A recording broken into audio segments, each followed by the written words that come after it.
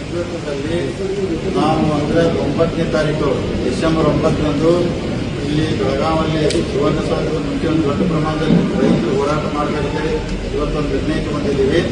So ಅಂದ್ರೆ ಆ ಹೋರಾಟಕ್ಕೆ ಇಡೀ ಬೆಳಗಾವಿ ಜಿಲ್ಲೆ ರೈತರು, ನಮ್ಮ ಭಾರತೀಯ ಜನತಾ ಪಾರ್ಟಿ ಕಾರ್ಯಕರ್ತರು ಬರ್ತಾರೆ ಮತ್ತು ಇಡೀ ರಾಜ್ಯದಿಂದ ನಮ್ಮ ಎಸ್ ಪಾಟೀಲ್ ನಡವಳಿಕೆ ಅವ್ರ ಮುಖಾಂತರ ಹೊರಗಿಂದ ರೈತರು ಸುಮಾರು ಒಂದು 20,000 ಜನ ರೈತರು ಸೇರಿಸಿ ಹೋರಾಟ ಮಾಡಬೇಕಂತೇಳಿ ನಾವು ಇವತ್ತೊಂದು ನಿರ್ಣಯ ಮಾಡ್ತೀವಿ.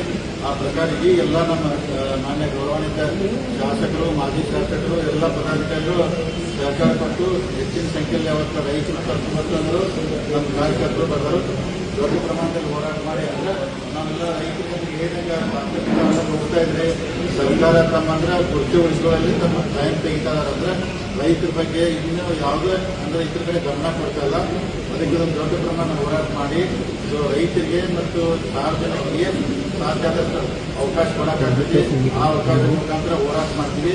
ಇದರ ಜೊತೆಗೆ ಇನ್ನೊಂದು ಹಿಂದಿನ ಮುಖ್ಯಮಂತ್ರಿ ಸನ್ಮಾನ್ಯ ಬಸವರಾಜ ಬೊಮ್ಮಾಯಿಯವರಿದ್ದಾಗ ಸುಮಾರು ಇಲ್ಲೇ ಒಂದು ಕ್ಯಾಬಿನೆಟ್ ಮಾಡಿ 5,000 ಕೋಟಿ ನೀರಾವರಿ ಯೋಜನೆ ಪ್ರಾರಂಭ ಮಾಡಿದ್ರು. ಅವರು ಅನುಮೋದನೆ ಕೊಟ್ಟಿದ್ರು.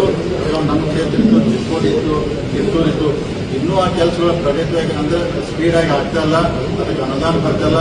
ಇಂಥ ಅನೇಕ ವಿಚಾರಗಳು ಬಂದು ಇದರ ಜೊತೆಗೆ ಇಡೀ ರಾಜ್ಯದಲ್ಲಿ ಅಂದ್ರೆ ನಮ್ಮ ಹಾಲಿಗೆ ಪ್ರೋತ್ಸಾಹಧನ ಬರ್ತದೆ ₹5. ಅದು ಸುಮಾರು ಒಂದು 600 ಕೋಟಿ ಇನ್ನೂ ರೈತರಿಗೆ ದುಡ್ಡು ಕೊಡಬೇಕಾಗಿದೆ.